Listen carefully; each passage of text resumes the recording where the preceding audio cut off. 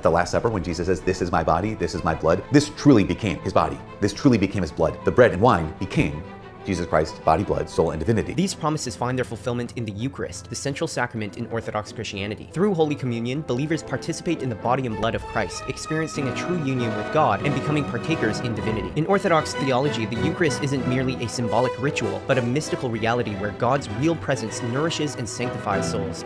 A leading Protestant megachurch pastor is preaching on the real presence of the Eucharist. Earlier this week, Francis Chan told his congregation he was stunned to learn that before the Reformation, all Christians understood the Eucharist as the literal body and blood of Christ. It was never one guy and his pulpit being the center of the church.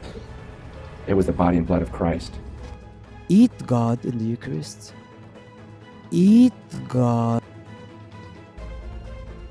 Who's ready to eat?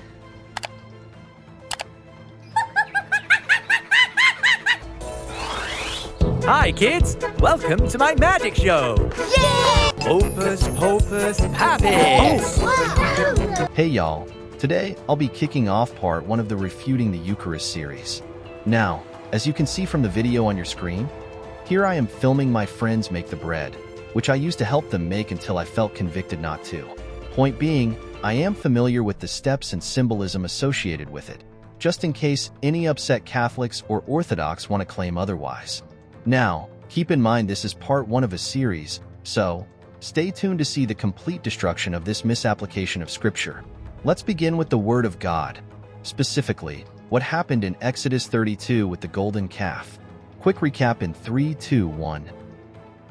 God led Israel out of Egypt, parted the sea, and provided for their needs in the wilderness. Then, while Moses was with God on Mount Sinai for 40 days receiving the law, Israel got restless and demanded to have a God they could see.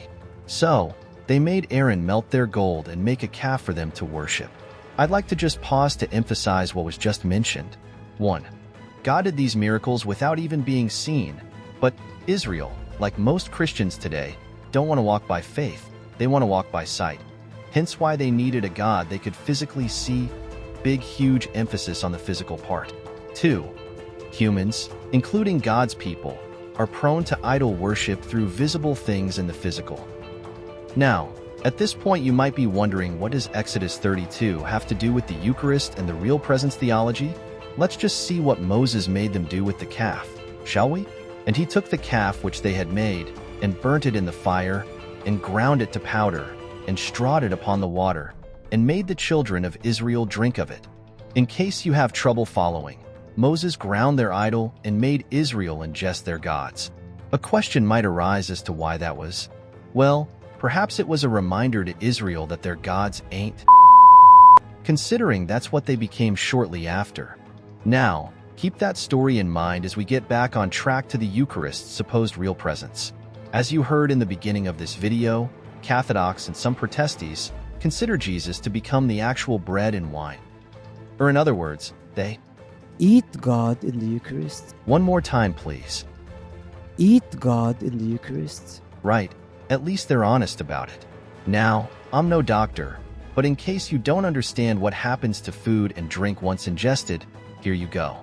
When you eat something, it travels down to your stomach through your esophagus.